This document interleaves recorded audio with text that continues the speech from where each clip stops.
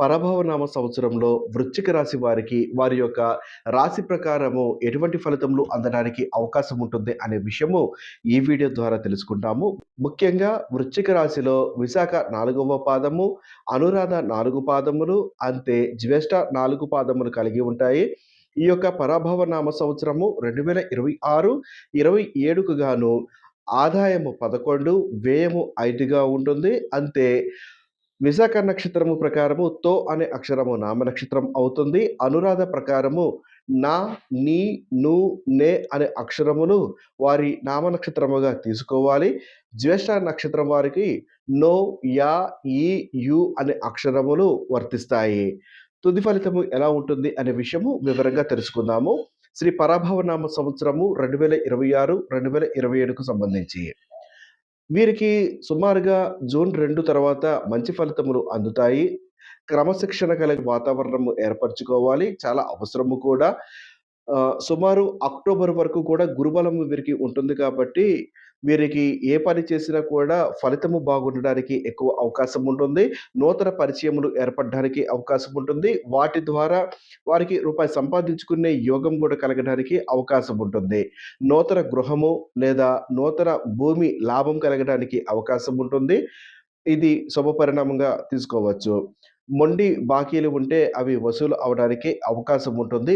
వివాహం కాని వారికి ఈ సంవత్సరం వివాహం అవ్వడానికి అవకాశం ఎక్కువగా ఉంటుంది. వ్యాపారంలో సొంత ప్రయత్నాలు చేసే క్రమంలో కొన్ని నిందలు పడడానికి అవకాశం ఉంటుంది కాబట్టి తగు జాగ్రత్త తీసుకోవడము అవసరము.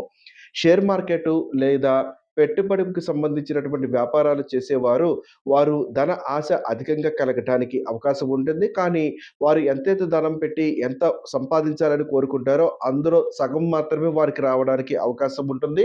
కొంత నిరాశ ఏర్పడడానికి కూడా అవకాశం ఉంటుంది. కానీ ఈ సంవత్సరము పూర్తయ్యే వరకు వారికి కొంత ధనలాభం అయితే ఖచ్చితంగా కలుగుతుంది. అంతే ఇంటిలో మనశ్శాంతి తక్కువగా ఉంటుంది. కుటుంబ వ్యవస్థలలో మాట్లాడే మాట, మీరు చేసే ప్రతి ఒక్క పని జాగ్రత్తగా చూసుకోవడము మంచిది. దీని కారణం చేత కొన్ని ఇళ్లల్లో కొన్ని ఇబ్బందులు చూడడానికి అవకాశం ఉంటుంది. మాట మంచిగా ఉంటే ఎటువంటి ఇబ్బందులు లేకుండా ఉంటాయి.